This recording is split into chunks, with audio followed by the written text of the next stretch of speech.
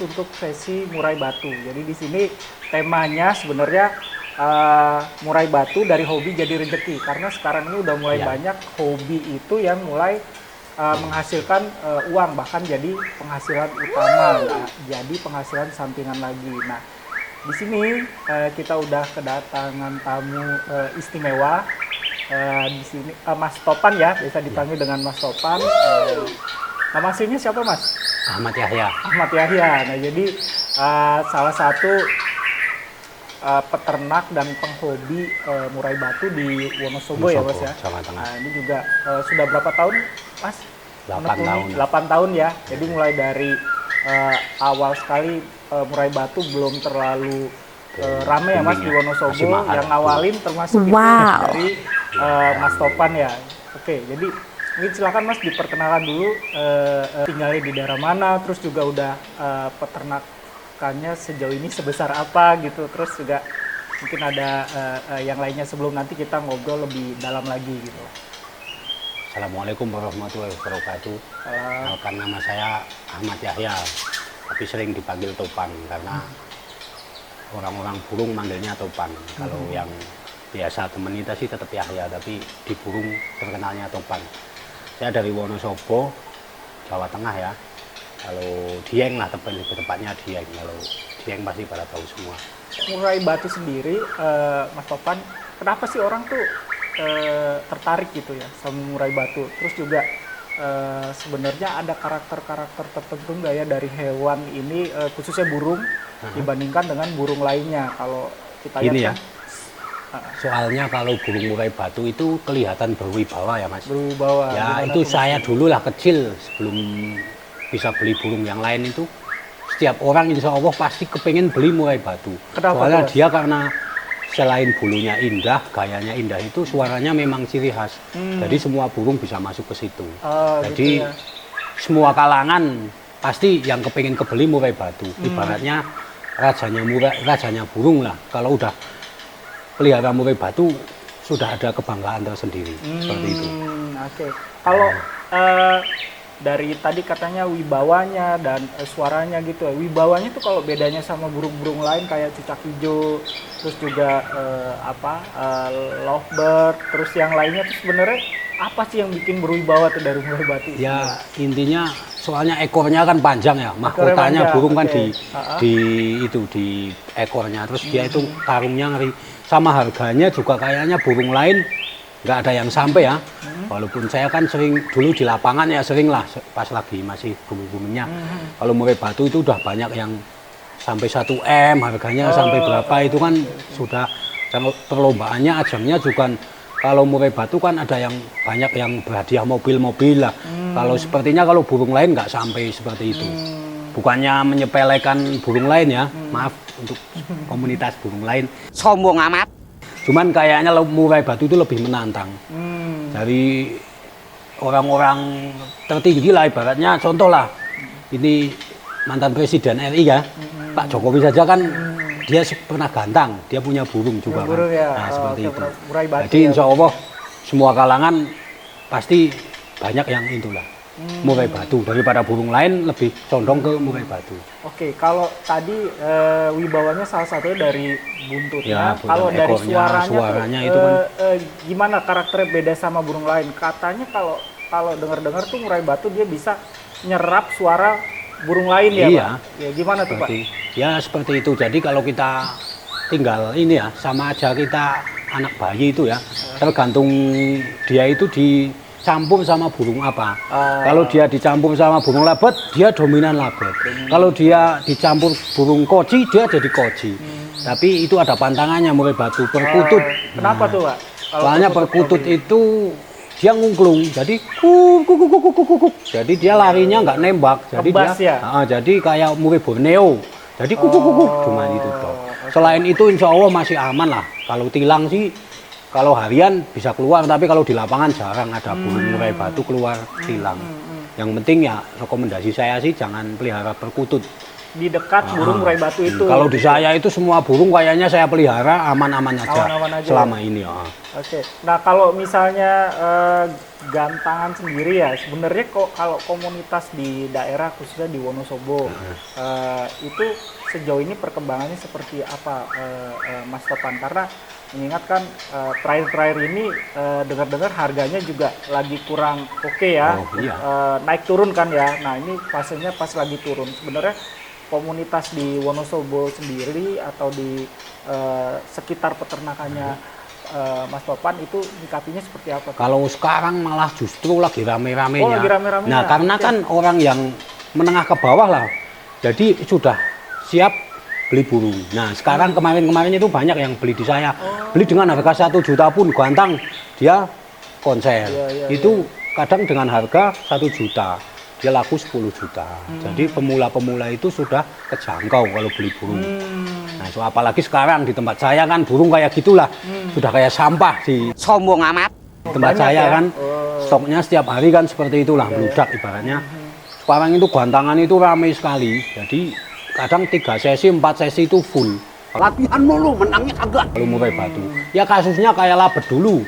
Pas mau turun itu full. Tapi sekarang mudah-mudahan sih mulai ke depannya lebih bagus lagi lah. Soalnya ini saya perhatikan kalau untuk bulan-bulan ini, bulan kemarin itu ada peningkatan. Nah kemarin saya narik trotol di petani itu sempat di harga 500.000 per ekor ya, kalau jantan. Nah kalau sekarang ada peningkatan, saya kalau yang kualitas bagus, maksudnya standar, masuk ke kriteria saya itu sudah berani 600. Padahal kalau kemarin kan 500, jadi ada peningkatan sedikit lah. Nah terus di betina trotolnya, kalau kemarin itu saya sempat beli 80.000, 100.000. Kalau sekarang saya 130, 120. Itu masih posisi di trotol ya. Trotol dan itu di peternak. Nah kalau sampai nanti ke pengepul, Jakarta ya.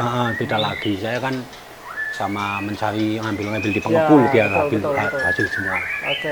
Nah sebenarnya kalau dari sisi murai batu tuh ya memang kalau dilihat orang langsung yang paling istimewa untuk murai batu ya. Sebenarnya ada nggak sih selain dari suara, terus juga ekor, terus gaya dia pada saat di kandang, dia lompat ke kanan kiri dan lain sebagainya, itu ada hal lain nggak sih yang sebenarnya istimewa selain dua hal tersebut gitu?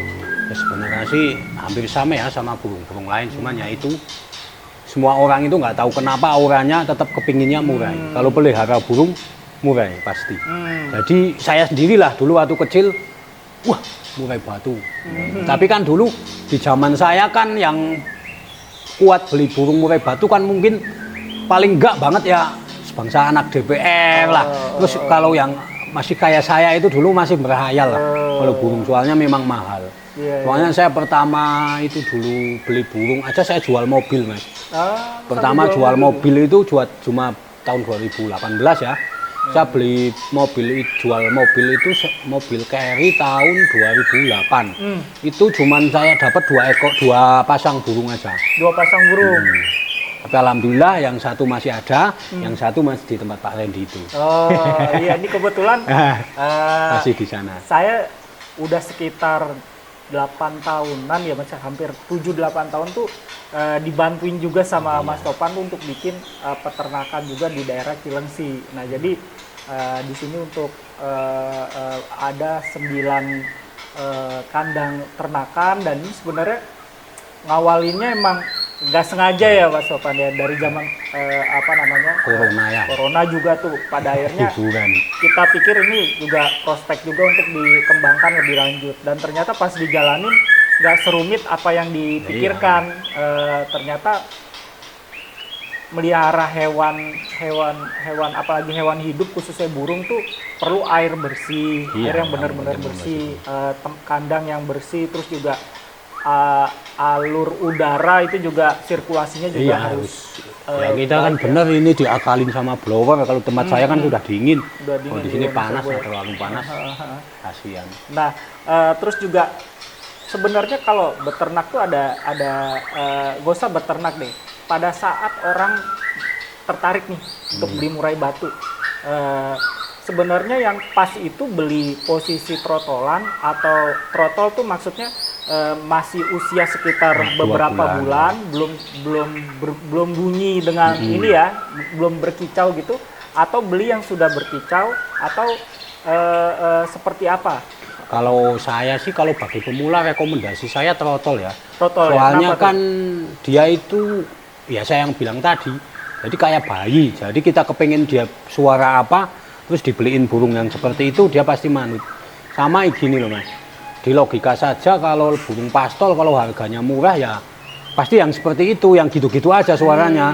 Kalau memang kualitas bagus harganya tetap nggak kejangkau lah. Kalau buat pemula kalau rekomendasi saya tetap trotol. Gitu. Tapi nggak usah muluk-muluk. Pengen beli yang terah ini. Nyatanya saya di teman-teman peternakan itu yang harganya mahal-mahal belum tentu pada juara. Malah kadang beli yang di tempat saya ombyokan lah, katakanlah saya belinya kan ombyokan. Itu malah banyak yang juara. Alhamdulillah di Wonosobo, Banjarnegara, Temanggung dengan ring saya yang saya beli ombyokan pun banyak yang juara Mas. Jadi nggak harus beli indukan mahal. Tapi sih kalau itu sih hak-hak masing-masing ya, namanya kemantapan masing-masing. Tapi sudah banyak yang curhat ke saya beli dengan sekian, tapi nyatanya Zong malah beli yang dengan harga 600.000, 700.000, malah di rumah dengan baik lebih bagus. Nah sekarang logikanya ada yang beli sampai 5 juta trotolan, 4 juta trotolan, tapi ternyata kan dia Zong. Malah kalau buat beli trotolan yang murah, beli katakanlah kalau 5 juta dapat 8 berarti ya Mas. Di antara burung 8 itu 1-2 pasti ada yang bagus. Seperti itu kan. Kalau pemula, kalau yang mereka berduit sih beda lagi lah itu. Betul. Atau mungkin gini, kalaupun memang baiknya kita untuk mulai melihara burung tuh beli di trotolan, pertama tuh pasti semua harapannya kan dapatnya yang jantan. Iya. Terus kedua, sebenarnya ada nggak ciri yang secara umum tuh bisa kita temui, oh ini ada prospeknya gitu, apakah dari bentuk paruh atau dari bentuk kaki, sayap atau lain sebagainya, ada nggak ciri ya memang belum tentu nanti pas besar jadi ini ya prospeknya bagus, tapi paling nggak biasanya pas Mas Topan tuh sortir posisi trotol dari peternak-peternak itu sebenarnya ada nggak sih ini khusus? Kalau saya sih cuman dari indukan Mas. Kalau saya kalau rata-rata kan petani saya indukan dari saya Mas. Jadi saya paham. Ini anakan ini, makanya saya ganti pakai ring saya. Itu karena dia itu sudah caranya sudah kerjasama sama saya. Oh ini saya beli dari kamu yang beli lagi seperti itu. Itu rata-rata ring saya seperti itu. Makanya banyak teman-teman yang bertanya, ring Topan kok nggak habis-habis, padahal ternaknya di rumah cuma beberapa ekor. Nah saya banyak petaninya, contohnya Pak Randy lah ini. Nah, saya kalau ke Jakarta sini kan pasti bawa kan Mas. Nah seperti itu. Jadi kita itu ada semacam inilah intinya kerjasama. Dia beli dari saya, kadang saya punya betina, dia punya jantan, nanti disilangin. Jadinya ketemunya ya ketemu ring Topan lagi. Jadi kualitasnya juga beda. terjaga ya. Makanya jangan tanya. Kalau saya kan kok mahal Mas. Nah, mahal karena indukannya bagus. Nah kalau khusus ternakan sini kan pasti 1.500.000-an Mas. Betul. Nah kalau di rumah kadang ada yang 700, 800, ada juga yang 600 tergantung budget orangnya. Nah kalau uangnya pas-pasan kan, Mas saya ada uang segini. Bisa nggak yang punya ini? Bisa, tapi kualitasnya ya itu rezeki lah. Insya kalau bagus ya bagus, kalau enggak ya enggak. Tapi kalau dengan harga yang saya patok, ada ya misalnya banyak itu teman-teman kicomania yang faktor ibaratnya, Mas saya pengen ring Topan yang bagus, harga terserah. Nah, saya kasih harga 1.500.000, tapi saya benar-benar pilihin. Insya Allah itu jadi burung berkualitas. Oke. Nah sekarang balik lagi kalau bedain jantan sama betina di posisi kalau trotol tuh bulu Mas. Bulu. Kalau saya bulu. Bulunya kalau jantan itu biarpun umur 1 bulan di sini sudah keluar metaliknya. Rata-rata seperti itu. Kita buka, tangkap terus kita buka. Itu kelihatan. Tapi kalau betina memang jarang seperti itu. Nah kalau misalnya nih pada saat belinya jantan nih, tapi pada saat sudah besar ternyata betina gitu ya. Kalau di tempat Mas Topan tuh gimana? Ada jaminannya atau Jarang banget sih ya di tempat saya, kalau apalagi kalau yang ternakan saya sendiri kayaknya hampir mustahil kalau meleset. Tapi kalau punya temen, nah bisa kadang meleset. Biasanya saya ganti, tergantung orangnya, mau ganti uang bisa, mau ganti burung bisa. Kalau dengan harga yang harga 1 juta ke atas, saya burungnya saya kasih gratisin, Mas. Jadi kalau yang meleset jadi betina suruh bawa pulang, terus dikasih jantan lagi atau uangnya kembali. Tapi kalau dengan yang harga 600-700, cuman saya kasih itu aja. Kasih jantan lagi, paling jangkrik 100.000 atau 50.000. Nah, jadi kalau misalnya untuk penghobi awal yang tertarik dengan murai batu itu baiknya pertama belinya trotol. Trotol. Sebenarnya apa sih yang harus disiapin? Karena kan yang belum pernah pegang burung tuh khawatir, ribet nih, gini, gitu. Nah, sebenarnya ada nggak sih kiat simpelnya untuk kita tetap bisa nikmatin melihara murai batu, tapi juga nggak repot karena kita tahu trik-triknya gitu pada saat melihara awal. Ini ya, Mas, namanya kita melihara makhluk hidup ya harus siap repot. Okay. Jadi intinya hobi itu ya gimana ya, mengalihkan kesibukan kita yang tidak positif kebanyakan lah ya. Jadi mengalihkan ke burung itu. Jadi yang dipersiapkan ya yang pertama kandang sama waktu pagi dan sore itu harus ya kalau kicau mania. Jadi pagi ngasih pakan bersih-bersih, terus sandelin, sore dikasih makan lagi. Kalau itu khusus untuk kocean. Beda lagi kalau burung kenari, labet itu beda lagi, soalnya dia nggak makan serangga. Kalau kelas murai batu nggak kasih serangga ya kasihan. Iya, oke. Jadi sebenarnya kalau misalnya orang yang bekerja di kantor gitu ya misalnya, itu sebenarnya masih bisa nggak sih ngerawat burung? Karena sebelum berangkat kerja misalnya, itu kan masih bisa untuk kasih makan dan sebagainya. Nah, pas pulang gitu misalnya sore atau malam lah gitu, itu masih bisa nggak? Masih bisa ya sebenarnya. Ya kan gini, jadi malah murai batu itu bisa mengatur jadwal kita. Jadi kita otomatis kita kan jadi senang bangun pagi. Oh gitu. Nah biasanya murai batu itu habis subuh sudah bunyi. Nah Pak Randy sudah ngalamin sendiri dulu pertama beli dari saya kan subuh pasti sudah bangun. Sholat subuh terus jemur-jemuran seneng. Kesannya kan beda. Ya. Jadi kita ada hiburan pagi-pagi, wah ngoceh itu paling seneng. Jadi kita beli burung terus ngoceh pagi-pagi, kita bangun ngasih makan, kita mau kerja juga kayaknya moodnya sudah baik ya, baik ya. Nah, nggak cuman ocehan, maaf, istri sama anak doang, sama ocehan burung juga justru didengerin. Malah anak istri dengan adanya burung tuh juga justru malah tadinya ini malah jadi makin pada seneng ya. Soalnya kan kita jadi nggak males pagi-pagi bangun ada burung jadi cepet. Tapi sih ada juga istri yang nggak suka kalau suami itu. Kalau istri saya alhamdulillah dia gendong burung sih biasa. Tadi awalnya pas mulai suka nggak itu, Mas? Siapa? Istri. Ya suka. Murai batu emang udah suka. Memang ya terserah saya sih mau beli apa itu. Tapi dulu saya sempet kadang beli 1 juta saya bilang 500. Gitu. Nah kalau sekarang mah mau saya beli 10 juta mau beli 20 juta los. Karena udah ngerti ya. Udah ngerti ya. Saya kan mata pencahariannya sudah betul. di burung, sudah memang di burung alhamdulillah. Jadi hobi jadi rezeki. Seperti itu karena konsep kita seperti itu. Nah kalau misalnya nih pada saat kita pelihara reguler ya, maksudnya baru beli trotol, nah nanti sudah lepas trotol, terus sudah mulai berkicau, terus kepingin dong sebenarnya burung tuh kalau misalnya di gantangan yang deket-deket rumah itu seperti apa? Nah sebenarnya ada tips sederhana nggak sih untuk mastiin burung pada saat sebelum gantangan itu performanya bagus gitu. Nah tapi bukan yang kita ekspektasinya burung kita langsung jadi juara gini, enggak. Itu kan pasti semua ada tahapannya gitu. Ya sebenarnya gini Mas, kalau itu kita harus megang orang sebenarnya. Soalnya kita kan sibuk dengan dunia kita sudah. Saya pun sendiri dulu pas saya masih sering lomba ya alhamdulillah masih bisa.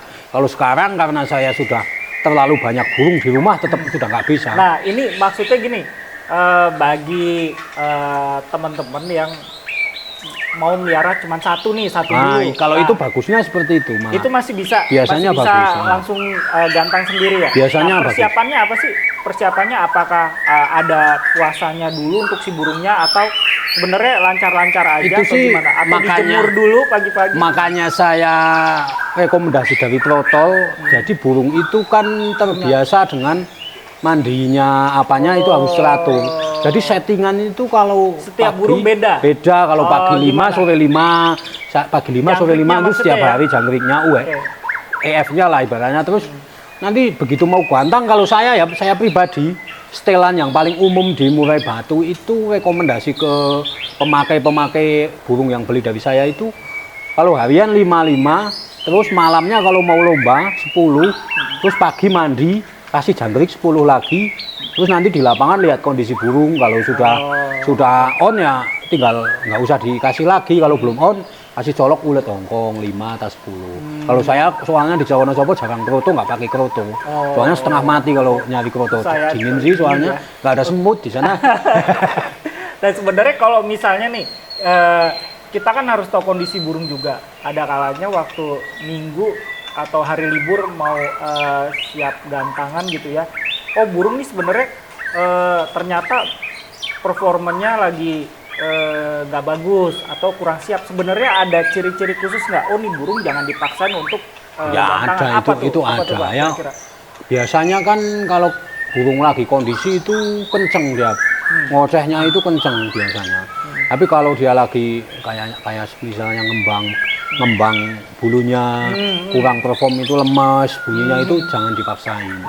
Kadang down mental bahaya juga buat burung kita sih. Oh bisa ngedrop. Nah, kadang kan banyak, wah ini tuh, mumpung minggu saya lagi libur paksain, akhirnya burung rusak ya terjadi karena itu.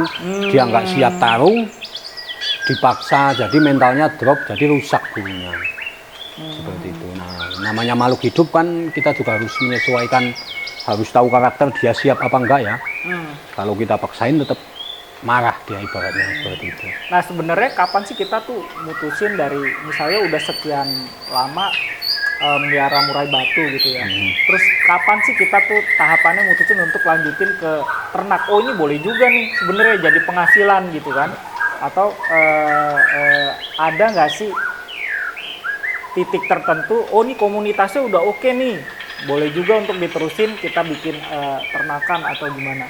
Kalau Ya. menurut Mas Topan, karena ini kan gini, kalau dari sisi Mas Topan sendiri dari yang awalnya bukan di burung, terus sekarang penghasilan utamanya di burung. Iya, Nah, alhamdulillah.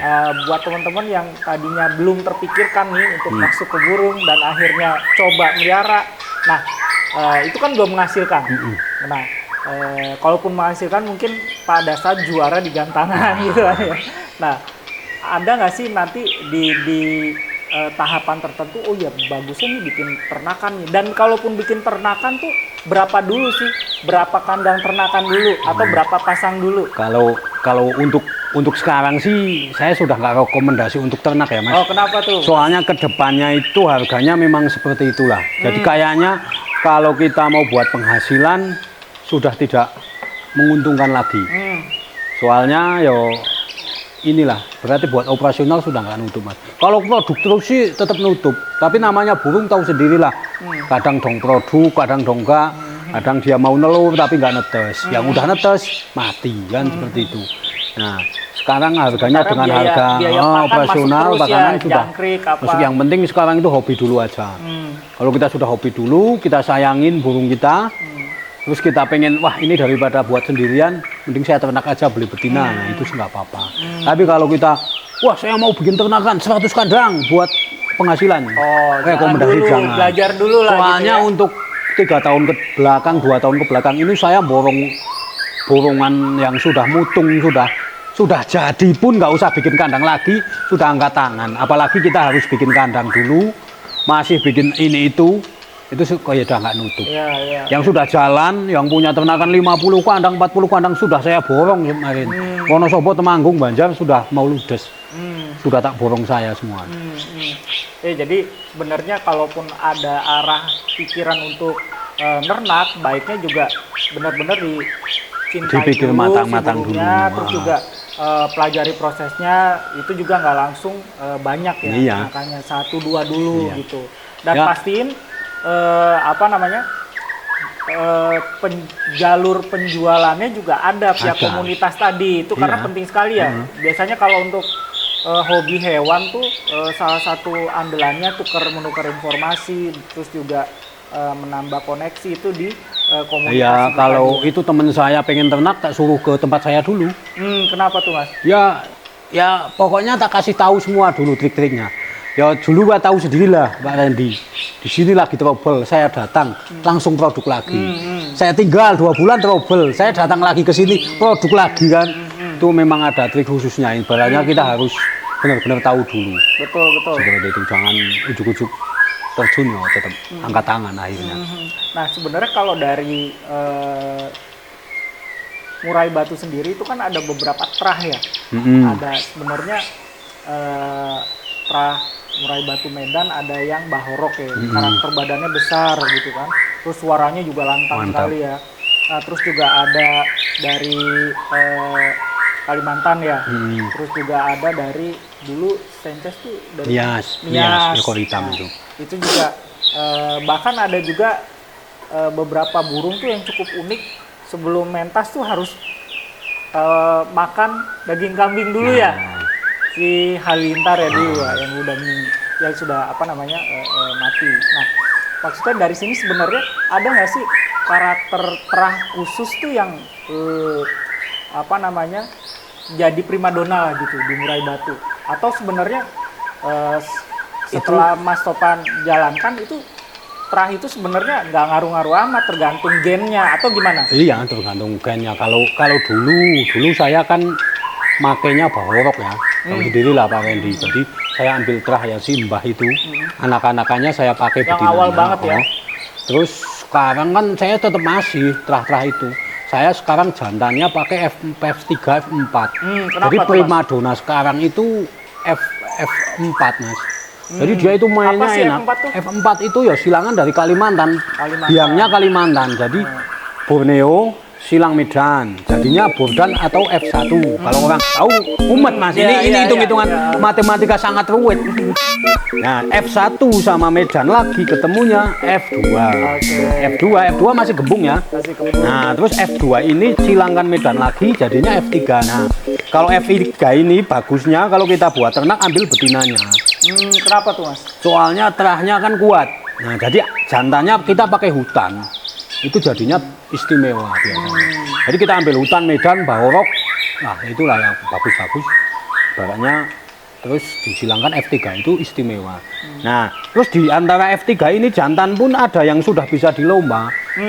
Kalau memang dia nggak jeblok, maksudnya nggak ngembung, dia sudah istimewa. Tapi rata-rata masih gembung, belum boleh lomba. Nah, yang bagusnya itu F4. Jadi dari F3 ini silang Medan jadinya F4. Nah, itu istimewa.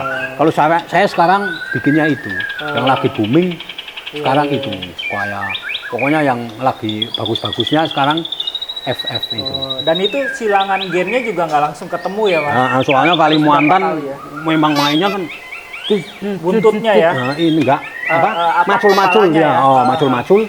Terus ketemu Medan yang istimewa jadinya enak. Begini terus. Ngotot mainnya. Jadi kalau Medan ke Medan banyak nakal, nampar-nampar. Itu makanya di ternakan saya kalau yang burung nampar itu saya buang. Alhamdulillah ternakan saya nampar itu digantang ini. Oh, terlalu aktif ya dia ya? Terlalu birahi maksudnya nampar-nampar uji. Alhamdulillah ring saya rata-rata anteng mainnya, 1 titik lah. Jadi kadang bablasan turun. Itu sudah aman, masih zona aman. Tapi kalau udah nampar langsung saya buang. Sombong amat. Nah sebenarnya ini ada yang unik. Beberapa kali saya juga ikut gantangan itu kan sebenarnya pada saat burung itu ke dasar kandang itu kan langsung pelanggaran ya. Iya. Nah itu sebenarnya gimana caranya burung tuh bisa anteng di atas nggak ke dasar kandang? Itu zaman sekarang kan kalau dulu zaman kita ya Mas itu masih belum canggih. Kenapa tuh Mas? Belum ada. Sekarang ada selemek yang berbentuk bola itu kan. Jadi dia nggak turun ke Nah, bawah. karena takut ada bola, karena kalau kita bantang pakai bola kan wagu Mas. Iya, Ih, iya, iya. Wah, burung buat mainan bola itu kan kurang. Tapi sih sekarang sudah banyak yang kasih bola, kasih benang, terus kasih itu apa? Kabel tis, itu sekarang sudah pada seperti itu. Nah, kalau yang normal Mas, itu kan dia apa namanya, cari alternatif dengan bawahnya ditaruh ini. Nah, gimana caranya ngebentuk burung itu? Itu karakter Mas. Karakter ya? Karakter Nggak memang. bisa, Nggak bisa dibentuk ya? dibentuk. Oh. Kalau itu memang karakter. Jadi kalau ternakan saya sih rata-rata karena saking ngototnya begini, jadi dia bablas. Bukan karena karakter sering turun itu bukan. Jadi karena dia itu ngotot, begitu pas nungging begini, bagus. Tapi itu kan di beberapa titik, tapi rata-rata sih enggak. Jadi kadang namanya apes, nah itu apes terus saking apesnya. Ya sering kemarin kita ganteng sunset seperti itu Thomas. Oh iya, betul. Enak kayak itu ya. Iya, udah pada bendera ke sana jelas semua. masuk semua. Tiba-tiba. Ya kalau kata juri kalau nggak 2 ya 3. Tapi pas banding turunnya apes. Iya. Bukan rezeki kita namanya seperti itu. Kalau kadang namanya apes nggak tahu, kita kadang makan sudah di mulut aja jatuh kan.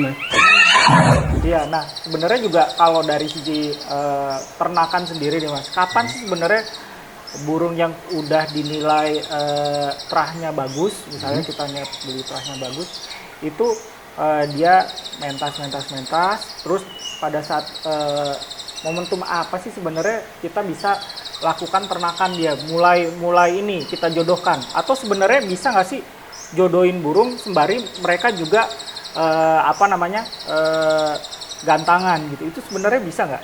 Bisa sih Mas. Bisa ya, nggak kalau masalah. kata saya sih nggak masalah, cuman namanya itu kembali lagi ke kemantapan sendiri-sendiri. Kalau kata pemain-pemain itu kalau buat diternak nggak jadi, tapi nyatanya burung saya dulu itu sering mau lomba langsung seser, gantang ya tetap konser. Mau lomba gantang konser, terus pulangnya buat kawin lagi bisa. Tapi kata teman-teman yang gantangan nggak bisa, tapi nyatanya saya bisa kan. Bisa ya. Kalau saya sih alhamdulillah, pantangan orang yang katanya nggak bisa, saya coba bisa semua. Yang matanya satu mana tuh Mas, di sini satu. Nah, yang kakinya satu mana, saya pernah mana. Yang tempat rame katanya nggak jadi, tempat saya jadi. Kalau nggak percaya lihat ke rumah sana. Iya, jadi sebenarnya tergantung Kemantapan diri kita sendiri. Betul. Ya mungkin itu tanganan sih Mas. Kata orang Jawa ya, kamu nggak cocok hidup di air apa seperti itu kan, tanganan Mas. Iya. Ada juga yang bagus, ada juga yang kandangnya sudah beli mahal-mahal tapi nggak jadi, tetap ada. Namanya rezeki nggak ada yang tahu. Betul. Nah, kalau kita lanjut nih Mas. Sebenarnya ini sesi terakhir juga. Sebenarnya kalau misalnya dari peternak sendiri, hal apa sih yang paling ditakutin? Ditakutin dalam arti ada nggak ya misalnya hama tertentu atau kesulitan misalnya di musim hujan atau musim panas atau musim apa yang ngakibatin produktivitasnya ternak di Murai itu kurang maksimal? Biasanya itu kalau saya ya selama beberapa tahun ini itu paling susah itu bulan Januari Mas. Kenapa tuh Mas? Mungkin karena terlalu hujannya. Januari kan hujan sehari-hari itu, kalau bahasa Jawanya itu burung pasti banyak yang tumbang mati soalnya. Enggak cuman anakannya, indukannya ya mungkin karena hujan sehari-hari itu terlalu dingin. Saya itu pernah itu 1 bulan itu mati ada 25 ekor pernah. Sempat mau nyerah saya itu. Saya ada indukannya, seanak-anakannya itu pernah saya mau nyerah. Terus kemarin juga yang ya alhamdulillah, kalau untuk tahun-tahun ini kan saya sudah nggak lomba, nggak fokus ternak juga. Saya sudah enak beli aja dari mitra-mitra kita kan. Jadi nampungin di rumah, terus saya kirim ada yang ke Batang, ada yang ke Sragen, ada yang ke Jakarta, ada yang ke Cilacap. Itu kalau bulan Januari sana ngeluh, pasti yang mati banyak. Orang kemarin itu sehari mati 4-5 kadang di sana. Ke sana saking banyaknya sih ya. Kalau saya kan kirim kan seminggu, paling enggak kan 2 kali 3 kali itu 50 ekor saya kirim ke sana. Itu banyak yang mati katanya kalau bulan kemarin. Kalau ini sudah enak. Nah, kalau kesini hujan lagi. begitu, musimnya dingin gitu, ada nggak ya Solusi-solusi itu. solusi disiasati pakai apa? Ya, Atau mungkin- itu kita udah ini apa namanya? Mungkin gini Mas, harusnya itu kalau bulan Januari berhenti produksi dulu lah. Dicabut, terus dirawat seperti biasa mungkin bisa. Tapi namanya manusia kan nggak syukur Mas. Lah suruh manak terus Digas saja, terus ya. gas terus. Akhirnya tetap nggak kuat. Soalnya saking dinginnya. Kalau di sana Wonosobo memang ekstrim kalau Januari. Jadi hujan setiap hari siang malam nggak ada panas sama sekali, tetap nggak kuat burung rata-rata. Oke. Nah, terakhir nih Mas. Sebenarnya harapannya apa nih dari Mas Topan sendiri selaku peternak gitu ya, terkait komunitas perburungan, terus juga dulu itu sebelum COVID atau pada saat sebelum COVID deh, itu kan banyak ya perusahaan-perusahaan tuh yang ngadain gantangan, Lah. nah itu sekarang gimana harapan dari Mas Topan? Sebenarnya ini sih Mas, burung itu murai batu itu turunnya kan pas COVID Mas. Jadi pengusaha kan gabut dia. Ya contohnya Pak Randy lah. Gabut dari nyari hiburan, ketemu burung pengen ternak, beli sekalian banyak. Terus begitu produksi dia nggak bisa jual. Akhirnya harganya itu. Nah, akhirnya seperti itu. Jadi kalau untuk kedepannya sih insya Allah agak stabil ini Mas. Saya lihat di lapangan itu orang yang ternak itu kayaknya cuma yang hobi doang. Kalau yang untuk orang bisnis sudah angkat tangan, angkat bendera putih lah. Untuk orang kaya, orang apa itu sudah angkat tangan. Saya memang kemarin aja pernah ambil di Temanggung itu di bos buang lah ibaratnya. Itu saya ngambil di sana itu ada sekitar 30 pasang. Itu dia katanya ruginya itu dari harga beli pertama sampai itu sekitar 70 jutaan Mas. Jadi harga beli dengan harga misalkan 10 juta, nanti dihargai saya 2 juta. Itu berarti total keseluruhan itu rugi hampir 70 juta. Padahal dia anakannya baru beberapa lah, belum banyak. Dia salah sih, jadi belinya ekor panjang. Terus sebelum harga mau turun, dia belinya pas mahal-mahalnya. Nah pas tahun kemarin kan tahu sendiri Pak Randy, kalau pengen ekor panjang 30 cm kan harus kita jual mobil dulu atau sawah dulu kan. Kalau sekarang saya itu jual ekor 30 itu cuman di harga 4 juta Mas. Jadi sebenarnya juga ini terkait banyaknya stok juga di murai batu ini ya, yang nyebabin sebenarnya harga tuh terlalu banyak di pasaran. Jadi turun gitu ya harganya. Nah, tapi di situ juga bawa dampak positif juga. Iya. Jadi Ramai yang penghobi ini juga makin banyak nih sebenarnya. Yang menengah ke bawah kebeli Mas. Tapi yang sudah kadung beli indukan di harga mahal, harapannya itu mumet Mas. Turunannya itu bisa dijual dengan harga yang mirip-mirip, itu ternyata nggak bisa. Nggak gitu bisa, ya. soalnya gini, ya orang itu nafsunya beli ekor panjang mahal. Kalau saya alhamdulillah nggak tertarik sama sekali sama ekor panjang. Saya lebih tertarik ke lapangan. Itu nggak ada turunnya harga lapangan.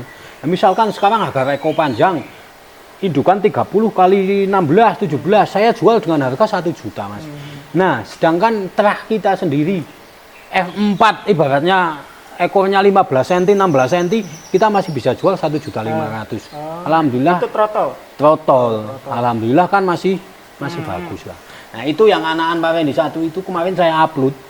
Ada yang 1,3 sudah ambil. Nah, tapi kita mau buat upgrade dulu kan, memang rencana kita. Nah, sebenarnya kalau misalnya ekor panjang sendiri itu kan beberapa tahun lalu emang jadi primadona sekali ya. Mas. Ada yang sampai ekor 40 bahkan ada 60 35. ada nggak ya? 60 nggak ada, 40 ya paling panjang. Nah, itu sebenarnya juga kan kalau di lombakan itu kan juga kayak kurang ini ya, dia kurang gesit karena ekornya jadi kemana-mana. Nah, itu maksudnya jadi salah satu penyebab ekor panjang itu menurun nggak ya harganya, karena dari sisi visual enak dilihat gitu kan. Nah, tapi pada saat dia dilombakan itu kan dia agak kerepotan ya. Iya, nah, kalau sebenarnya itu pada akhirnya jadi penyebab harga ya, ekor panjang bisa jadi ya? Mas. Bisa jadi seperti itu. Jadi. Kalau saya sih dulu pernah punya ya. Tapi saya tahu harga mau turun. Jadi saya kebetulan saya itu lokal Mas, kayaknya mecah rekor juga di lokal kok bisa lokal ekor bisa panjang? 30 cm guantang konser. Sombong amat.